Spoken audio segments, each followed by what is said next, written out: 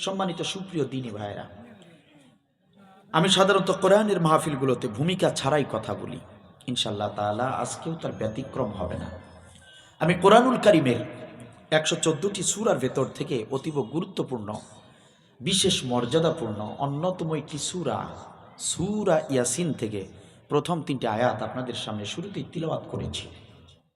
ইনশাআল্লাহ তাআলা এই আয়াতগুলোকে সামনে রেখে বিশ্বের প্রসিদ্ধ তাফসির গ্রন্থগুলো থেকে বিভিন্ন মুফাসসিরদের দেয়া বর্ণনা, ব্যাখ্যা, বিশ্লেষণ আমি আমার মতো করে সহজ ভাষায় আপনাদের সামনে পেশ করার চেষ্টা করব। আল্লাহ তাআলা যেন কোরআনুল কারীমের এই জাতির এই দুর্দিনে প্রেক্ষাপটের আলোকে মৌলিক কিছু কথা আমার মুখ থেকে বলার তৌফিক দান করেন। সম্মানিত সুপ্রিয় দিনী ভাইরা, আলোচনা শুরু হয়ে যাচ্ছে। আমি আপনাদেরকে বলে রাখি, আমার আলোচনায় কোনো ফান হবে না, কোনো কমেডি হবে না, কোনো নাচানাচি নাই, কোনো হাসাহাসি নাই। কথা হবে কোরআন থেকে, ভয় করি না শত্রু দেখে। আলোচনা শুরু করতে চাই আল্লাহ তাআলাকে সাক্ষী রেখে। কোরআনের মঞ্চ, কোরআনের মাহফিল এটা বিনোদনের কোনো জায়গা নয় যে হাসতে আসবেন আপনি, এখানে মজা নিতে আসবেন। মজা লাগলেও শোনা লাগবে, মজা না লাগলেও শোনা লাগবে, কারণ এটা শোনা জানা আপনার আমাদের সকলের উপর ফরজ। সব ফরজের প্রথম ফরজ কোরআনুল কারীম জানা, ঠিক কিনা বলে? তো যারা বিনোদনের জন্য এসেছেন, আপনার জন্য আমার আফসোস হচ্ছে, এখানে কোনো বিনোদন পাবেন না, উঠে চলে যেতে পারেন। আর যারা কোরআন জানতে এসেছেন, আল্লাহ তাআলার খুশির জন্য এসেছেন, নিজেদের ইহকালীন শান্তি এবং পরকালীন মুক্তির জন্য এসেছেন, তারা বসে যান, মনোযোগ সহকারে নড়াচড়া বন্ধ করে আলোচনা শুনুন। আল্লাহ তাআলার পক্ষ থেকে নাজিলকৃত আয়াতে আল্লাহ তাআলা কি মেসেজ দিয়েছেন, কি নির্দেশনা দিয়েছেন শুনে যান। যারা ঈমানদার তাদের হৃদয় ঈমানে পরিপূর্ণ হয়ে যাবে ইনশাআল্লাহ। আর যাদের অন্তরে নিফাকি রয়েছে, মুনাফিকি রয়েছে, ওয়াল্লাহি আল্লাহ নামের কসম করে বলছি, শাইখ শাফি আব্দুল বারী মধুর আলোচনা করতে এখানে আসে নাই। কোরআনুল কারীমের তিক্ত থেকে তিক্তকর, কঠিন থেকে কঠিনতর কিছু কথা বলতে এসেছি। মুনাফিক যাদের অন্তরে নেফাকি রয়েছে, মুনাফিকি রয়েছে, আজকের আলোচনা তাদের মোটেও ভালো লাগবে না, ভালো লাগতে পারে না। নবীর আলোচনা, নবীর কোরআনের দাওয়াত আবু জাহেলের ভালো লাগে নাই, আবু লাহাবের ভালো লাগে নাই, এদের কারো ভালো লাগে নাই। তাদের অন্তর জ্বলে পুড়ে ছারখার হয়ে গিয়েছে। কিন্তু হযরতে ওমরের ঠিকই ভালো লেগেছে। হযরতে ওমর কালেমা পড়ে মুসলমান হয়েছে, ঠিক কিনা বলে? এই জন্য ঈমানদার যারা, তাদের ঈমানে পরিপূর্ণ হয়ে যাবে। আর যাদের ভিতরে মুনাফিকি রয়েছে, ওয়াল্লাহি আল্লাহ নামের কসম করে বলছি, তাদের অন্তর জ্বলে পুড়ে ছারখার হয়ে যাবে। আলোচনা চলবে ইনশাআল্লাহ কোরআনের মতো করে,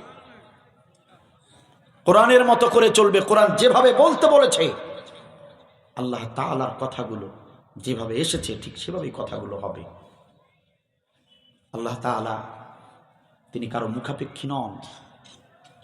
তার কথায় কে বেজার হবে আর কে খুশি হবে, আল্লাহ এটা কখনো ভেবে কোরআনের আয়াত নাজিল করেন নাই, তিনি তার মতো করে নাজিল করেছেন। সুতরাং যারা কোরআনের হক কথাগুলো বলবে, তার মতো করেই কথাগুলো বলতে হবে, ঠিক কিনা বলেন?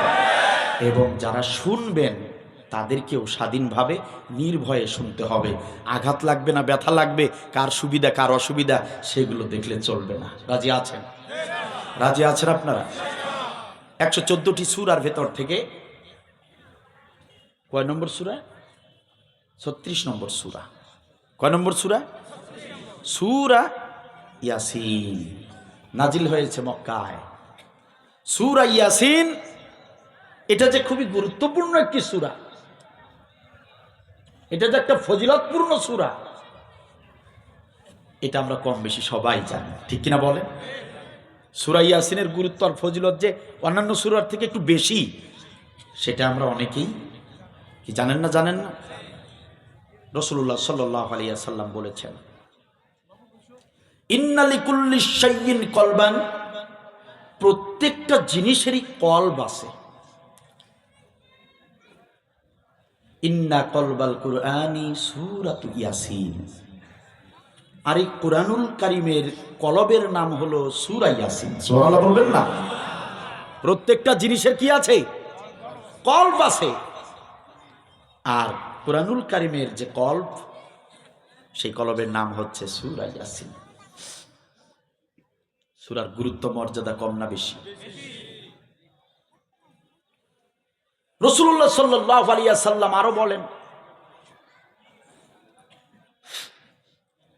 ইকরাউ আলা মাউতাকুম সূরাতু ইয়াসিন।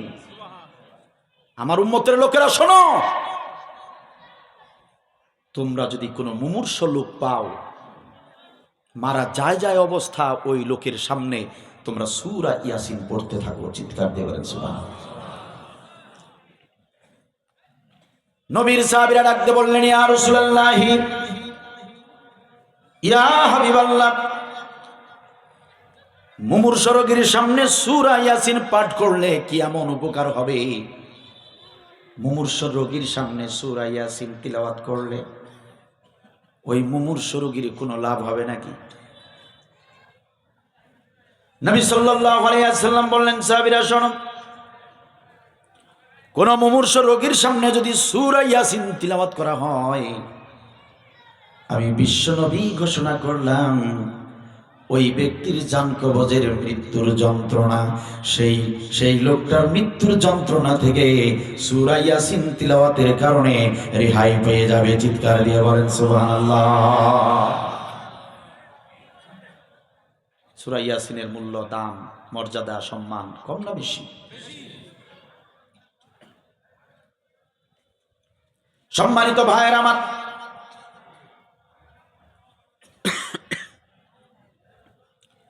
এই সূরার আরেকটি নাম রয়েছে সূরাতুল কাদিয়া। কাদিয়া মানে কি? মানে হচ্ছে পূর্ণ করে দেয়া, মিটিয়ে দেয়া। সূরা ইয়াসিনের আরেকটা নাম কি? সূরা কাদিয়া, মানে মিটিয়ে দেয়, পূর্ণ করে দেয়। নবী সাল্লাল্লাহু আলাইহি ওয়াসাল্লাম বললেন, আমার উম্মতের কোন ব্যক্তি যদি এই সূরাতু ইয়াসিন তিলাওয়াত করবার পরে আল্লাহ রাব্বুল আলামিনের শানে যদি প্রার্থনা করে, রব্বুল আলামিন, আমি ঋণগ্রস্ত হয়ে গিয়েছি, আল্লাহ গো, আমার যে কি অবস্থা সেটা তোমার চেয়ে তো আর কেউ বেশি ভালো জানে না। রব্বুল আলামিন, আমি অসুস্থ হয়ে গিয়েছি, রব্বুল আলামিন, আয় আল্লাহ তাআলা, আমার ব্যবসায় মন্দা চলছে, রব্বুল আলামিন, আমার চাকরিতে সমস্যা চলছে, রব্বুল আলামিন, আমার পরিবারে কলহ বিবাদ, তুমি তো সবই জানো।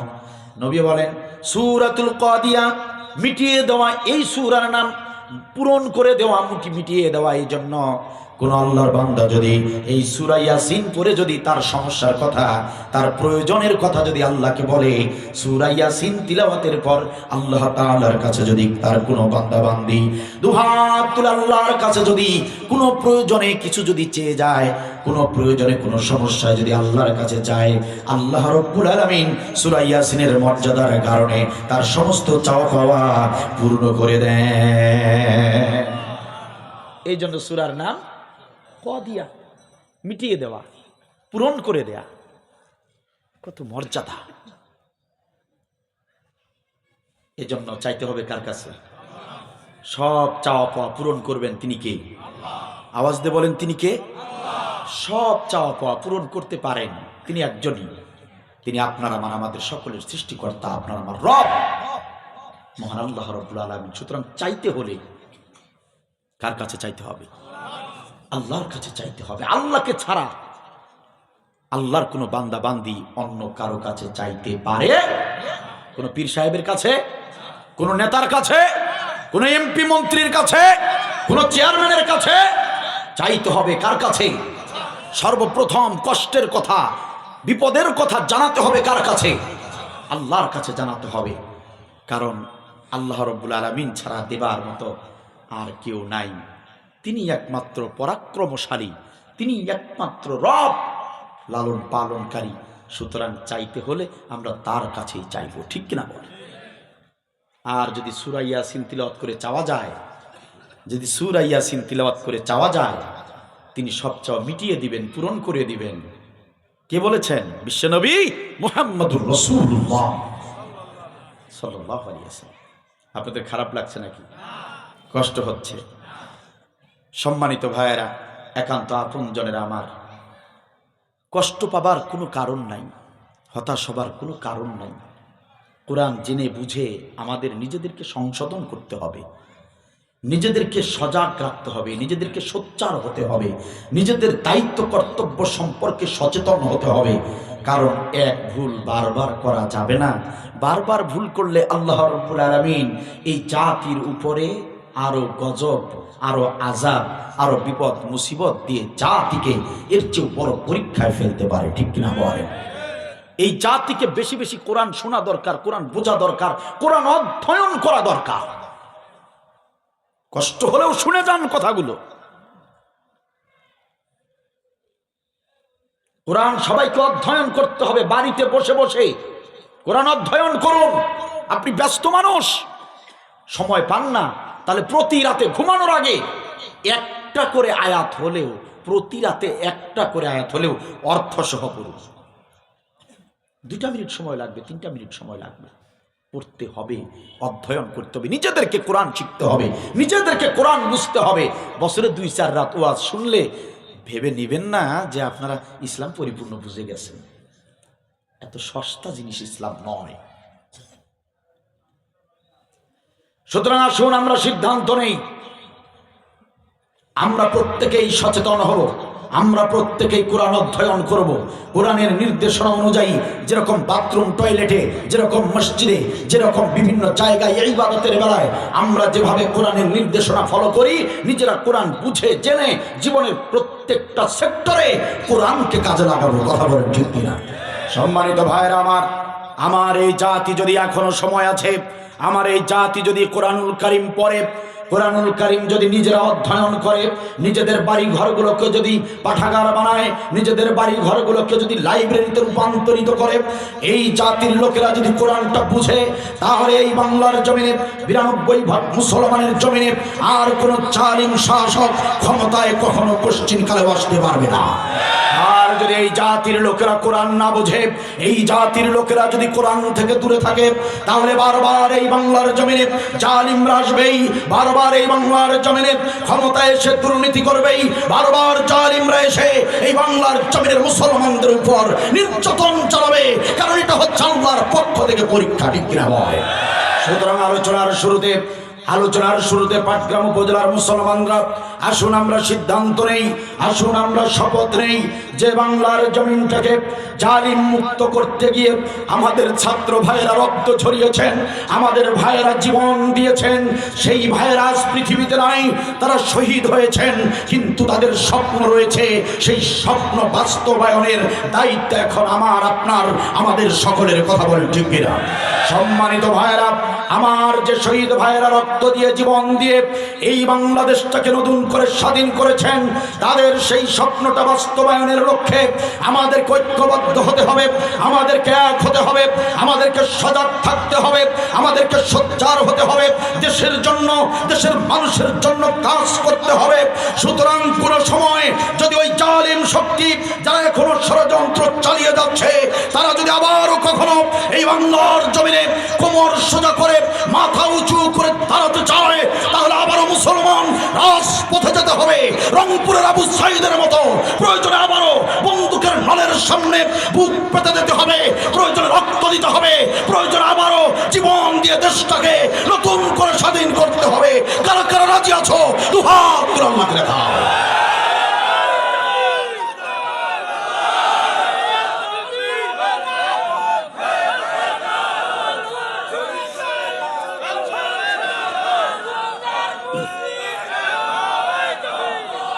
মাশাআল্লাহ, জাযাকাল্লাহ খায়রান। শুধু কোরআন শুনবেন আর যাবেন, আগে যা ছিলেন তাই থাকবেন না। কোরআনের কাজই তো হচ্ছে পরিবর্তন করে দেয়া। কোরআনের কাজ হচ্ছে আপনাকে প্রতিবাদী হিসেবে তৈরি করা। কোরআনের কাজ হচ্ছে আপনাকে বিপ্লবী বানিয়ে দেয়া। নিজে অন্যায় করব না, কাউকে অন্যায় করতেও দিব না, এরকম মানসিকতা তৈরি করে কোরআনুল কারীম।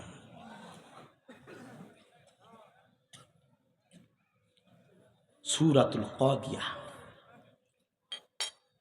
এই সূরার নাম হচ্ছে পূর্ণ করে দেয়া সূরা, মিটিয়ে দেওয়া সূরা।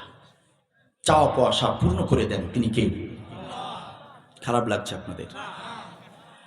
এই সূরার আরেকটি নাম রয়েছে, সূরা মুইম্মাহ। সূরা মুইম্মাহ মানে হচ্ছে অন্ধ করে দেয়া সূরা। সুবহানাল্লাহ বলবেন না? এই সূরা অন্ধ করে দিতে পারে মানুষকে, অন্ধ করে দেয়া সূরা।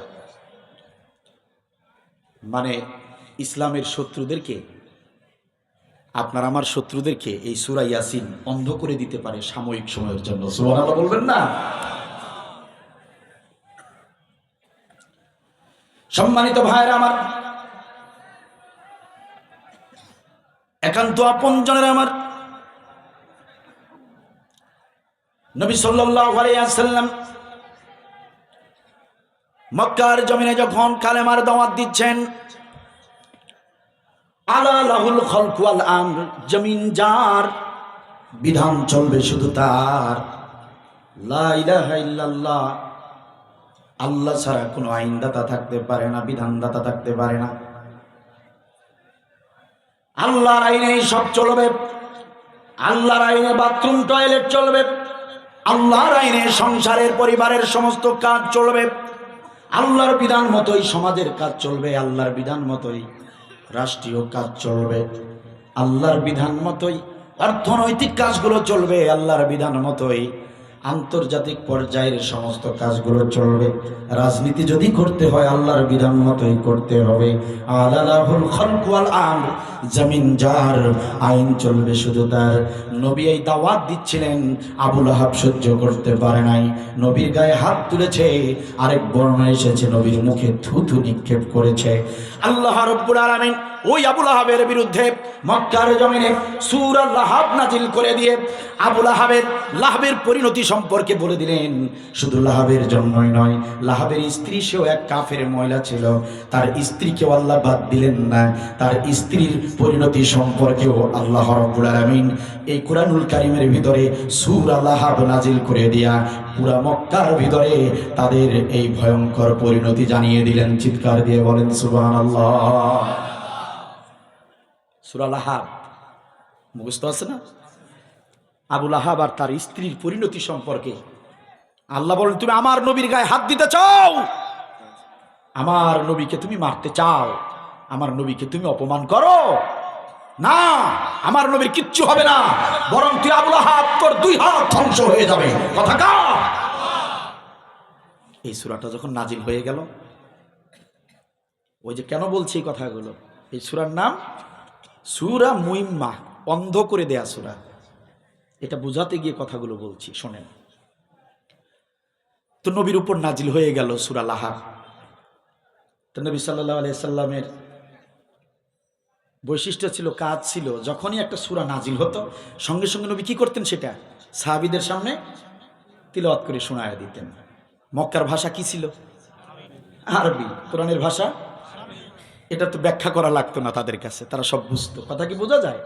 নবী বলে দিতেন, এই যে সূরা লাহাব নাজিল হয়েছে আল্লাহর পক্ষ থেকে, আল্লাহ তাআলা এই পরিণতির কথা বলে দিয়েছেন। এক নিমিষেই পুরো মক্কার ভিতরে এই সংবাদ চলে গেল। কি হয়েছে? কি হয়েছে? আবু লাহাব আর আবু লাহাবের স্ত্রীর বিরুদ্ধে সূরা নাজিল হয়েছে। কথা কি বুঝতেছেন? আবু লাহাবের কানে চলে গিয়েছে, আবু লাহাবের স্ত্রীর কানে চলে গিয়েছে। আবু লাহাবের স্ত্রী যখন শুনছে যে আবু লাহাবের নামে পরিণতি সম্পর্কে আসছে, ঠিক আছে, আমার ব্যাপারেও আল্লাহ এরকম কথা বলেছে কোরআনে, না, এটা বরদাস্ত করা যায় না। আবু লাহাবের স্ত্রী কি করলো? একটা লাঠি হাতে নিল। আবু লাহাবের স্ত্রী একটা লাঠি হাতে নিয়ে খুঁজতে শুরু করলো, আব্দুল্লাহ বেটা মুহাম্মদ কোথায়? আব্দুল্লাহর বেটা মুহাম্মদকে যদি আমি পাই, ওকে আমি এই লাঠি দিয়ে পিটিয়ে আজ মেরেই ফেলবো। নাউজুবিল্লাহ বলে। কার স্ত্রী? লাহাবের স্ত্রী উম্মে জামিলা। কথা কি বুঝতেছেন? নবী সাল্লাল্লাহু আলাইহি ওয়াসাল্লাম কাবার চত্বরে নামাজের ওয়াক্ত হয়ে গেল, কিবলামুখী হয়ে নবী আমার সালাতে দাঁড়িয়ে গেলেন। সম্মানিত ভাইরা, বাইতুল্লাহ শরীফে কাবার দিকে দাঁড়িয়ে, কিবলার দিকে দাঁড়িয়ে আপনার আমার নবী মুহাম্মদ সাল্লাল্লাহু আলাইহি ওয়াসাল্লাম সালাত আদায় শুরু করে দিলেন। মসজিদের তিনটি দরজা, ছয়টি খিড়কি তার, আভায়াতে রাখছে পানি অজু করিবার। মসজিদের তিনটি দরজা, ছয়টি খিড়কি তার, আভায়াতে রাখছে পানি অজু করিবার। সেই মসজিদে দিনের নবী, সেই মসজিদে দিনের নবী, সেই মসজিদে দিনের নবী সদাই নামাজ পড়তাছে। দুই পাহাড়ের মাঝে মওলায় মসজিদ বানাইছে। কামেলিরা কাম করিয়া কোথায় জানি লুকাইছে। দুই পাহাড়ের মাঝে মওলায় মসজিদ বানাইছে। আপনার আমার নবী মুহাম্মদ সাল্লাল্লাহু আলাইহি ওয়াসাল্লাম কিবলামুখী হয়ে সালাত আদায় শুরু করেছেন। তার পিছনে দাঁড়িয়েছেন আবু বকর, হযরত আবু বকর সহ দুজন সাহাবী।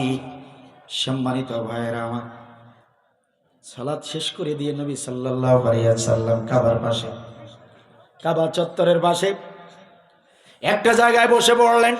সাহাবীরা সঙ্গে নবী বসে আছেন। এমন সময় আবু লাহাবের স্ত্রী খুঁজতে খুঁজতে সেই জায়গায় এসে পড়েছে।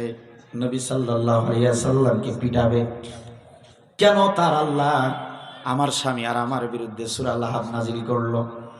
এটা বানানো কথা, এটা মুহাম্মাদের চক্রান্ত, আব্দুল্লাহর বেটা মুহাম্মাদের এটা চক্রান্ত, এটা আমাদের অপমান করার কৌশল। আবু লাহাবের স্ত্রী হাতে লাঠি নিয়ে সেই জায়গায় চলে এসেছে। আমার ভাইয়েরা, একান্ত আপনজনেরা আমার, আবু বকর রাদিয়াল্লাহু তাআলা আনহু নবীর ডান পাশে বসা। সম্মানিত ভাইয়েরা আমার, আবু বকর রাদিয়াল্লাহু তাআলা আনহু নবী সাল্লাল্লাহু আলাইহি ওয়াসাল্লামের দিকে তাকিয়ে বলেন, ইয়া রাসূলুল্লাহ, ইয়া হাবিবাল্লাহ, রিয়াকশন তো শুরু হয়ে গিয়েছে। সূরা লাহাব নাজিল হয়েছে, নিশ্চয়ই সেই লাহাবের খবর তারা পেয়ে গিয়েছে। ওই সূরার ভিতরে তাদের পরিণতির কথা এসেছে। এই কারণে নিশ্চয়ই আবু লাহাবের স্ত্রী হাতে লাঠি নিয়ে আপনাকে মারতে এসেছে। এখন কি উপায় হবে? নবী ডাক দিয়ে বলে, ও আবু বকর, চিন্তা করো না রে। ও হযরতে আবু বকর, চিন্তা করো না, চিন্তা করো না। যা কিছু হয় তুমি শুধু দেখে যাও, চিন্তা করো না, হতাশ হয়ো না। চিৎকার দিয়ে বলেন সুবহানাল্লাহ। আবু লাহাবের স্ত্রী একদম তাদের সামনে এসে দাঁড়িয়েছে লাঠি হাতে নিয়ে। আবু বকরের পাশে কে আছে? কথা বলে না, কে আছে? নবী সাল্লাল্লাহু আলাইহি ওয়াসাল্লাম আছে না নাই? আছে। আবু লাহাবের স্ত্রী লাঠি নিয়ে আবু বকর, মুহাম্মদ সাল্লাল্লাহু আলাইহি ওয়াসাল্লাম তাদের সামনে দাঁড়িয়ে লাঠি নিয়ে বলতেছে, হে আবু বকর, হে আবু বকর, তোদের নবী কোথায় রে? সুবহানাল্লাহ বলবেন না? নবী পাশে আছে না নাই? আছে, পাশে আছে। আবু বকরের পাশে আছে। আবু লাহাবের স্ত্রী লাঠি হাতে নিয়ে বলতেছে, আবু বকর, তোদের নবী কোথায়? আর যদি তোদের নবীকে আমি পাই, পিটি ওকে মেরাই ফেলবো। আমার বিরুদ্ধে সূরা নাজিল হয়, তাই না? আবু বকর বলে, আপনি পিটাবেন, আপনি খুঁজে লন। সুবহানাল্লাহ বলবেন না? আবু লাহাবের স্ত্রী চারদিকে খুঁজে সে চলে গেল। আবু বকর দেখতেছেন পাশেই বসা নবী সাল্লাল্লাহু আলাইহি ওয়াসাল্লাম। এই কথাগুলো বানানো কোনো কথা নয়, তাফসিরে জালালাইনে এসেছে, সহিহ হাদিস।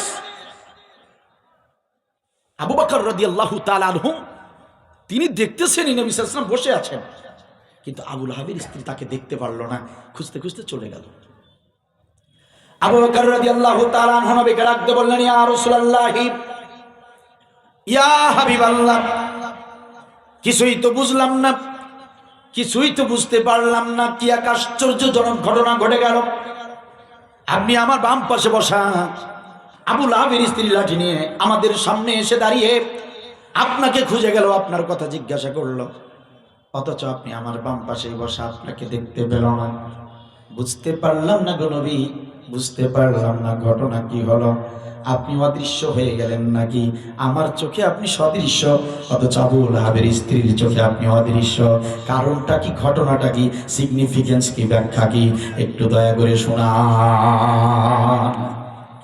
নবী আমার ডাক দিয়ে বলে, আবু বকর, এ হযরতে আবু বকর, কুরআনুল কারীমের ভিতরে এমন একটি সূরা রয়েছে, যে সূরা তুমি যদি তিলাওয়াত করো, বিশেষ করে প্রথম 9টি আয়াত, সূরা ইয়াসিন, সূরা ইয়াসিন, প্রথম 9টি আয়াত, আমার কোন উম্মতের লোকেরা প্রথম 9টি আয়াত যদি তিলাওয়াত করে, তার কোনো শত্রু বাহিনী যদি তাকে কখনো অ্যাটাক করে ফেলে, সাময়িক সময়ের জন্য, কিছুটা সময়ের জন্য, কয়েক মিনিটের জন্য, তার শত্রুপক্ষের সামনে যদি কোনো আল্লাহর বান্দা বান্দি অদৃশ্য হতে চায়, তার শত্রুকে যদি অন্ধ করে ফেলতে চায়, সাময়িক সময়ের জন্য, সেই ব্যক্তি যেন সূরা ইয়াসিনের 9টি আয়াত তিলাওয়াত করে। সূরা ইয়াসিনের 9টি আয়াত তিলাওয়াত করার সঙ্গে সঙ্গে কাফেরদের চোখ অন্ধ হয়ে যায়। চিৎকার দিয়ে বলেন সুবহানাল্লাহ। কি পাওয়ার, কি মুজিজা, কি ক্ষমতা সূরা ইয়াসিন। নবী 9টি আয়াত তিলাওয়াত করেছেন, আবু লাহাবের স্ত্রীর কাছে অদৃশ্য। আবু লাহাবের স্ত্রী, তার চোখ অন্ধ হয়ে গেল, নবী সাল্লাল্লাহু আলাইহি ওয়াসাল্লামকে দেখতে পেলেন না। এটা হয় সাময়িক সময়ের জন্য। কথা কি বোঝা যায়? লম্বা সময়ের জন্য নয়, সাময়িক সময়ের জন্য। তাহলে বলেন, সূরার ক্ষমতা, পাওয়ার আছে না নাই? আছে, আছে। সম্মানিত ভাইয়েরা, আপনারা ভাবতেছেন যে হুজুর এগুলো কি বলছে, যে অবস্থা হলো, জালিমের পতন হলো, একটু উল্টাপাল্টা ফাটাফাটি কিছু বলবে, তা হুজুর খালি কোরআন থেকে হাদিস থেকে কথা বলে, হুজুর ফাটাফাটি করে না কেন? ইউটিউবে তো দেখলাম হুজুর খুব গরম গরম কথা বলে। একটু ধৈর্য ধরেন, মূল আলোচনার দিকে যাই। কষ্ট হচ্ছে আপনাদের? কষ্ট হচ্ছে? আরে ভাই, জালিমের শাসন আমলে হক কথা বাদ দেই নাই, কয়েকবার জেল খেটেছি, কিন্তু জালিমদের সঙ্গে কখনো আপোষ করি নাই। কোরআনের মঞ্চে যখন উঠেছি, তখন ওই জালিমদের আবু জাহেল আর আবু লাহাবরা আমাদের ডানে আর বামে বসে থাকতো। যখনই কোরআনের হক কথাগুলো বলতাম, তখনই ওই জালিমের আবু জাহেল আর আবু লাহাবেরা আমাদেরকে কখনো কখনো চিরকুটে লিখতো, হুজুর রাজনৈতিক বক্তব্য বন্ধ করুন। আবার কখনো কানে কানে বলতো, হুজুর রাজনৈতিক বক্তব্য দিবেন না। আবার অনেক সময় সরাসরি বাধা দিত, অনেক সময় মাউথপিস কেড়ে নিত, অনেক সময় আলেমদেরকে অপমান করতো স্টেজের উপরেই। ঠিক কিনা বলে? সেই দুর্দিনেও হক কথা ছাড়ি নাই। সম্মানিত ভাইয়েরা আমার, কয়েকবার জেল খেটেছি। আমার থানার ওসি একবার আমাকে, তৃতীয়বার যখন আমি জেলে ঢুকলাম, আমাকে গ্রেপ্তার করে থানার ভিতরে নিয়ে গিয়ে আমার চোখ বেঁধে ফেলল। চোখ বেঁধে হাতে একটা লাঠি নিয়ে বলছে, হুজুর বলেন আপনার কাছে কি কি অস্ত্র আছে, আপনার কাছে কি কি অস্ত্র আছে বলুন। আমাদের কাছে অস্ত্র আছে, এটা শয়তানও বিশ্বাস করবে না। ঠিক কিনা বলে? ওরাও ভালো করে জানে, ওরাও ভালো করে জানে আমাদের কাছে কোনো অস্ত্র নাই। আমাদের কাছে যে অস্ত্রটা আছে, এইটাকে ওরা খুব ভয় পায়, যে হুজুররা যদি একবার কোনো মতে কোরআনটাকে সংসদে নিয়ে যেতে পারে, তাহলে এই জমিনে আর কোনোদিন জালিমরা ক্ষমতায় আসতে পারবে না। এই ভয়েই তারা আলেমদের উপর নির্যাতন চালিয়েছে। ঠিক কিনা বলে? ওরা ভালো করে জানে। আর আমাদেরকে নির্যাতন করে ভয় দেখাতে চেয়েছে, যাতে করে আমরা মঞ্চে গিয়ে জনতার সামনে যাতে করে তাদের মুখোশ উন্মোচন করে না দেই। এই কারণে তারা ভয় দেখানোর জন্য আমাদের উপর তারা নির্যাতন করেছে। ঠিক কিনা বলে? কিন্তু ভয় দেখিয়ে কোনো লাভ নাই। ভয় যদি পেতাম, আরামায়েশের জীবন যদি চাইতাম, তাহলে কোরআনের মঞ্চে আসতাম না প্রিয় ভাইয়েরা। তাহলে 20-30 লক্ষ টাকা বাবার কাছ থেকে নিয়ে কোন এক সরকারি চাকরি নিতাম ঘুষ দিয়ে। কথা বলেন না কেন? 20-30 লাখ টাকা খরচ করে কোন এক সরকারি জব করতাম। যদি ভয় পেতাম, তাহলে কোরআনের মঞ্চে আসতাম না, আরামায়েশে জীবন কাটিয়ে দিতাম।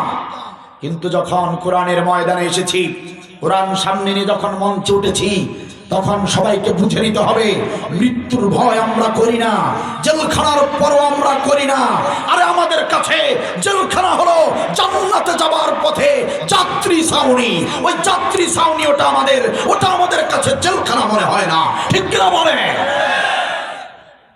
বিগত প্রায় 16টি বছর এই জালিমবাদ সরকার এই দেশের জনসাধারণ, আপামর জনগোষ্ঠী যারা, শ্রমিক যারা, দিন মজুর যারা, তাদের উপরেও নির্যাতন চালিয়েছে। বিভিন্নভাবে দ্রব্যমূল্যের ঊর্ধ্বগতির মাধ্যমে বিভিন্ন কৌশলে প্রত্যেকটা জায়গায় জুলুম করেছে, ঠিক কিনা বল? শুধু আলেমদের উপর নির্যাতন করেছে এটা আপনাদের ভুল ধারণা।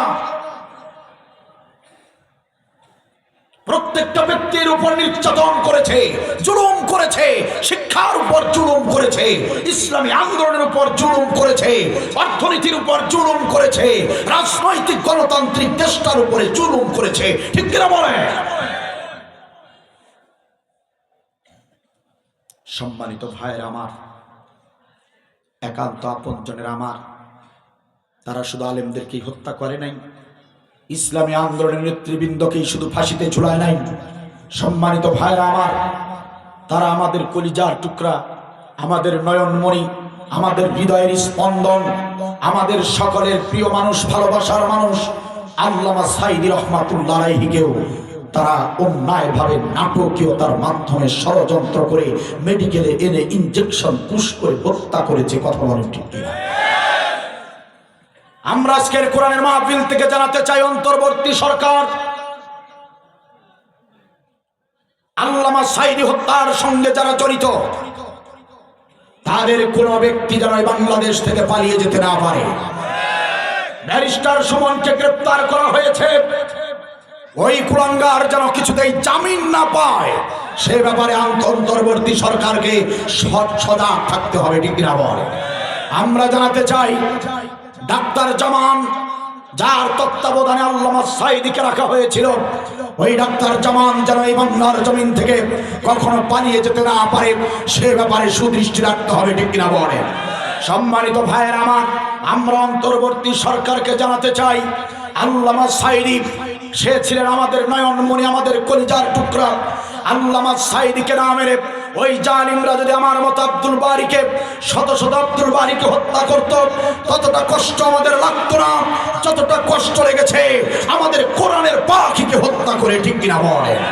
সুতরাং আমরা দায়িত্বহীন কণ্ঠে ঘোষণা করতে চাই, আল্লামা সাঈদী হত্যার বিচার এই বাংলার জমিনে হবেই। এই আল্লামা সাঈদী হত্যার বিচার এই বাংলার জমিনে দ্রুত গতিতে হতে হবে।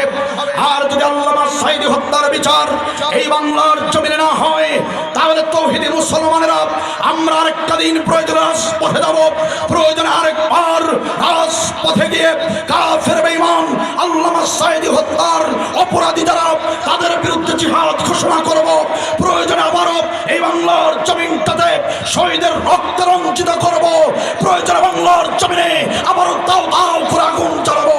বাড়িতে ফিরব না আল্লামা সাঈদী হত্যার বিচার না হলে, আমরা কেউ বাড়িতে ফিরব না।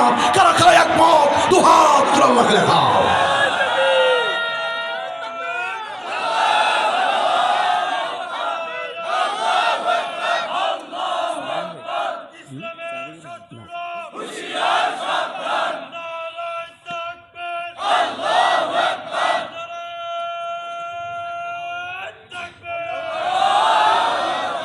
মাশাআল্লাহ, জাযাকাল্লাহ, আল্লাহ কবুল করুন।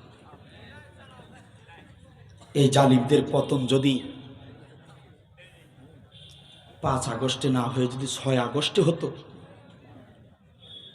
আরো হাজার হাজার ছাত্রদের লাশ পড়তো এই দেশে। ও তো চেয়েছিল আরো 2 দিন, চেয়েছিল আরো 2 দিন ছাত্রদেরকে হত্যা করে ক্ষমতায় টিকে থাকা যায় কিনা এ ব্যাপারে সুযোগ চেয়েছিল, সময় চেয়েছিল, ঠিক কিনা বল? ছাত্রদেরকে মেরে হত্যা করে ক্ষমতায় থাকতে চেয়েছে জালিমরা, আলেমদেরকে হত্যা করে ইসলামকে শেষ করে দিয়ে ক্ষমতায় থাকতে চেয়েছিল তারা, ঠিক কিনা বল? ওরা ছাত্র মেরে চেয়েছিল থাকতে ক্ষমতায়, ওরা আলেম মেরে চেয়েছিল থাকতে ক্ষমতায়, থাকিতে পারে নাই। আলেমরা পালায় না, জালেম পালায়। আলেমরা তো পালায় না, জালেম পালায়। ঠিক কিনা বল? আমার দেশের জনগণ 5 আগস্টে হয়ে গেল জালিমের পতন। আমার দেশের জনগণ 5 আগস্টে হয়ে গেল জালিমের পতন। ওরা ছাত্র মেরে চেয়েছিল থাকতে ক্ষমতায়, ওরা আলেম মেরে চেয়েছিল থাকতে ক্ষমতায়, থাকিতে পারে নাই। আলেমরা তো পালায় না, জালেম পালায়। আলেমরা তো পালায় না, জালেম পালায়। ঠিক কিনা বলেন?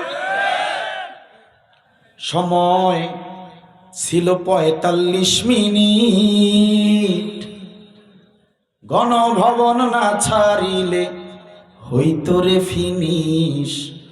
কথা বলে না?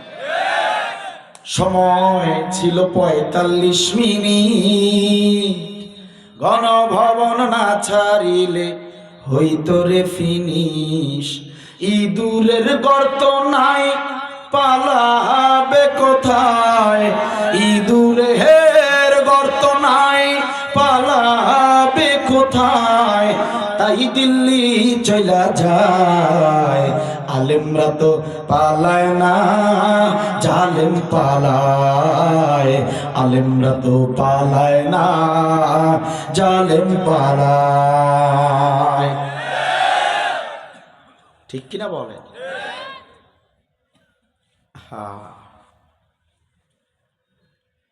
সম্মানিত ভাইরা, এই জন্য সূরা ইয়াসিন হচ্ছে মুমিনদের জন্য, ইসলামের অনুসারীদের জন্য এটা হচ্ছে অ্যান্টিবায়োটিক। সুবহানাল্লাহ বলবেন না? শত্রুদেরকে কাবু করতে চান, সূরা ইয়াসিন পড়ুন, মুখস্থ করুন। বিশেষ করে প্রথম 9 আয়াত। খারাপ লাগছে আপনাদের? মুনাজাত দিয়ে দেব। সম্মানিত ভাইরা আমার, জি জি, ফজর পর্যন্ত, মাশাআল্লাহ। ও আচ্ছা, আগ পর্যন্ত। একান্ত আপনজনেরা আমার, এই সূরা ইয়াসিনের নাম হচ্ছে সূরা মুহিম্মা। এই সূরার প্রথম 9টি আয়াত কোন ব্যক্তি যদি তিলাওয়াত করে, আল্লাহর কাছে যদি সাহায্য চায়, শত্রুর পক্ষ থেকে, শত্রু বাহিনীর হাত থেকে সাময়িক সময়ের জন্য রেহাই পেয়ে যাবে। শত্রু পক্ষের চোখ অন্ধ করে দিবেন আল্লাহ। এই কারণেই সূরার নাম হচ্ছে সূরা মুহিম্মা, অন্ধ করে দেয়া সূরা। চিল্লায় বলেন সুবহানাল্লাহ। কি পাওয়ার সূরা! হযরতে কুরতুবী, আল্লামা ইমাম কুরতুবী রহমাতুল্লাহি আলাইহি, নাম শুনেছেন না আপনারা? মস্ত বড় একজন আলেম ছিলেন আল্লামা কুরতুবী রহমাতুল্লাহি আলাইহি। তাকে তার সময়ের জালিম শাসক গ্রেফতার করল। কেন? হক কথা বলার কারণে, কোরআনের কথা বলার কারণে। আল্লামা কুরতুবী রহমাতুল্লাহি আলাইহি ছিলেন খুবই শক্তিশালী, জোয়ান জাহাদারি একজন মানুষ। আল্লামা কুরতুবী রহমাতুল্লাহি আলাইহি তিনি ছিলেন খুব শক্তিশালী একজন মানুষ, মস্ত বড় একজন আলেম। জালিম সরকার তাকে সহ্য করতে পারল না, তাকে গ্রেফতার করলো। গ্রেফতার করে জেলের ভিতরে ঢুকিয়ে দিল, জেলখানার ভিতরে ঢুকিয়ে দিল আল্লামা কুরতুবী রহমাতুল্লাহ আলাইহিকে।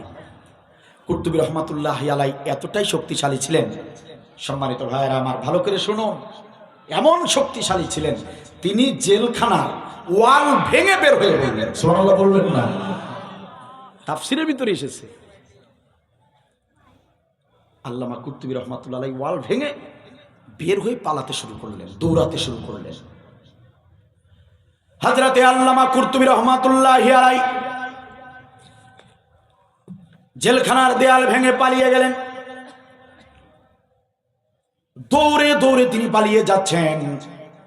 জেল প্রহরীরা বলল, ওই তো চলে যায়, মাওলানা সাহেব পালায়, জেলখানা থেকে বের হয়ে যাচ্ছে, জেলখানা থেকে চলে যাচ্ছে, তাকে ধরো, তাকে ধরো। জালিমের পুলিশ বাহিনী যারা ছিল,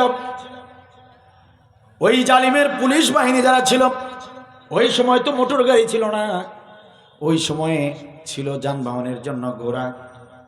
কয়েকজন পুলিশ ঘোড়ায় উঠে, জালিমের পুলিশেরা ঘোড়ায় উঠে আল্লামা কুরতুবী রহমাতুল্লাহ আলাইহিকে ধাওয়া করেছে ধরার জন্য। আল্লামা কুরতুবী রহমাতুল্লাহি আলাইহি সামনের দিকে দৌড়ে যায়, আর জালিমের পুলিশেরা ঘোড়ার পিঠে চড়ে আল্লামা কুরতুবীকে ধরার জন্য সামনের দিকে তার পিছে পিছে ধাওয়া করে। এক সময় দৌড়ে দৌড়ে আল্লামা কুরতুবী রহমাতুল্লাহি আলাইহি দৌড়ে দৌড়ে যাচ্ছে, কিন্তু এক সময় পুলিশ বাহিনীরা তার কাছে চলে আসে।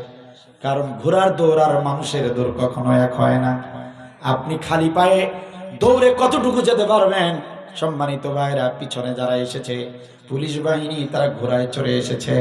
আল্লামা কুরতুবী রহমাতুল্লাহি আলাইহি কিছুদূর দৌড়াবার পরেই, কিছু দৌড়াবার পরেই পুলিশ বাহিনী, ঘোড়ায় চড়ে বসা পুলিশ বাহিনী আল্লামা কুরতুবীকে ঘিরিয়ে ফেলল। সম্মানিত ভাইরা আমার, আল্লামা কুরতুবী রহমাতুল্লাহি আলাইহিকে এইভাবে চতুর্দিক থেকে ঘোড়াগুলো দিয়ে ঘিরিয়ে ফেলল। ডাক দিয়ে বলল পুলিশেরা, ও কুরতুবী, ও মাওলানা কুরতুবী, আল্লামা কুরতুবী, আপনি জেলখানা থেকে পালিয়ে যাচ্ছিলেন, আমরা তো আপনাকে ধরে ফেলেছি, আপনার আর বাঁচার উপায় নাই। এতদিন জেলখানার ভিতরে ছিলেন, আজকে আপনাকে গ্রেপ্তার করে সরাসরি ফাঁসিতে ঝুলাইয়া দেব। এই কথা বলার সঙ্গে সঙ্গে যখনই পুলিশেরা লাফ দিয়ে ঘোড়া থেকে নেমেছে, আল্লামা কুরতুবীকে ধরবে, আল্লামা কুরতুবীকে ধরবে, যখনই ঘোড়ার পিঠ থেকে পুলিশেরা নেমেছে, নেমে আল্লামা কুরতুবীকে ধরবে, আল্লামা কুরতুবী তাদের মাঝখানে, তারা ঘোড়া দিয়ে তো চারপাশ থেকে ঘিরিয়ে ফেলেছে। যখনই পিঠ থেকে, উটের পিঠ থেকে নেমেছে, আমার পর আল্লামা কুরতুবীকে ধরবে, হঠাৎ করেই তারা আল্লামা কুরতুবীকে আর দেখতে পায় না। সবাই মিলে খোঁজাখুঁজি শুরু করলো, এই তো এখানেই দাঁড়িয়েছিল, এই তো এখানেই দাঁড়িয়েছিল, হঠাৎ করে কিভাবে অদৃশ্য হয়ে গেল। সবাই এভাবে সুন্দর করে খুঁজতে শুরু করলো, খুঁজতে খুঁজতে হয়রান হয়ে গেল, আল্লামা কুরতুবীকে পেল না। হযরতে আল্লামা কুরতুবীকে না পেয়ে তারা আবার মহলে চলে গেল, রাজপ্রাসাদে চলে গেল। আল্লামা কুরতুবী রহমাতুল্লাহি আলাইহি তার তাফসীর গ্রন্থে তিনি লেখেন, আমাকে যখন পুলিশেরা চারদিক থেকে ঘিরিয়ে ফেললো, আমার তো আর কোনো কাজ ছিল না, কি আছে করার কোনো উপায় ছিল না। সেই সময় মনে পড়ে গেল বিশ্বনবী 1400 বছর আগে যে হাদিসে বলেছেন, হাদিস শরীফে এসেছে, বিশ্বনবী বলেছেন সূরা ইয়াসিনের প্রথম 9টি আয়াত যদি কোনো ব্যক্তি বিপদের সময় শত্রুকে অন্ধ করতে গিয়ে, যদি বিপদের সময় শত্রুকে অন্ধ করার জন্য যদি কেউ ওই আয়াত 9টি যদি মুখস্থ, যদি মনে মনে পড়ে নেয়, মনে মনে পড়তে দেরি হবে, শত্রুদের চোখ অন্ধ হতে দেরি হবে না।